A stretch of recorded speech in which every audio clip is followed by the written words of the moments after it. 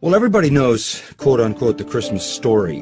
It's a story of a baby born in a feed trough, in a stable, in a small village called Bethlehem in the land of Israel 2,000 years ago. Everybody knows his name is Jesus. Everybody knows, who knows anything about Christian history, his mother is Mary, his father is Joseph. They all know the shepherds showed up, the wise men showed up. Those are the elements of the familiar story. But it's the story behind that story that is the real story.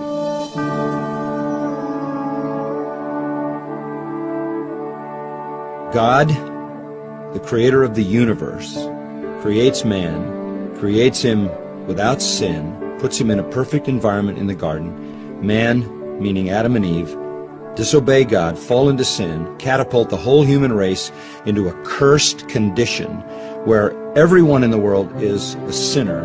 Therefore, we all are rebels against God. We all are the enemies of God. We all violate the law of God. God is a just God and a holy God and must punish sin.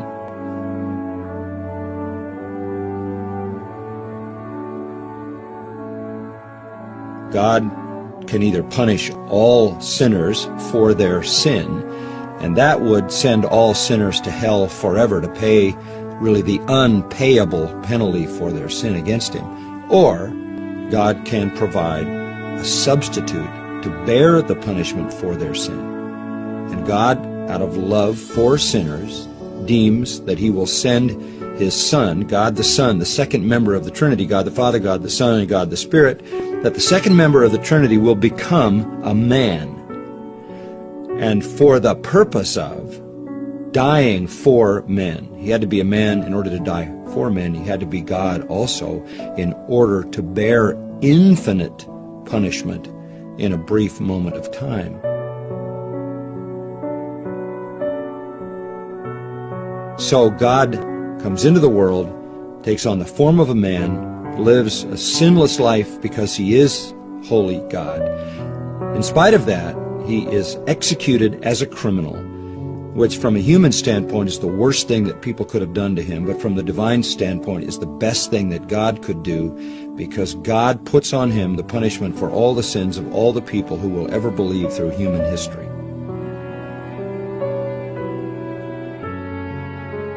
God punishes Christ, who bears the total punishment for all who would believe through all of human history, which, if each were to bear, would take forever, and they would never be able to pay it back. That's why hell is forever.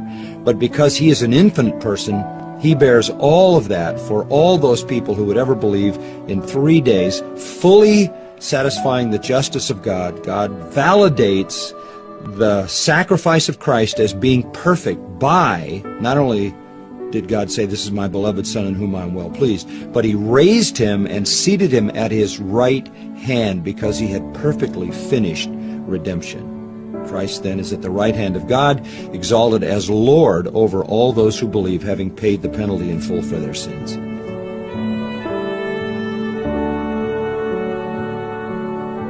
And that's the real story of Christmas.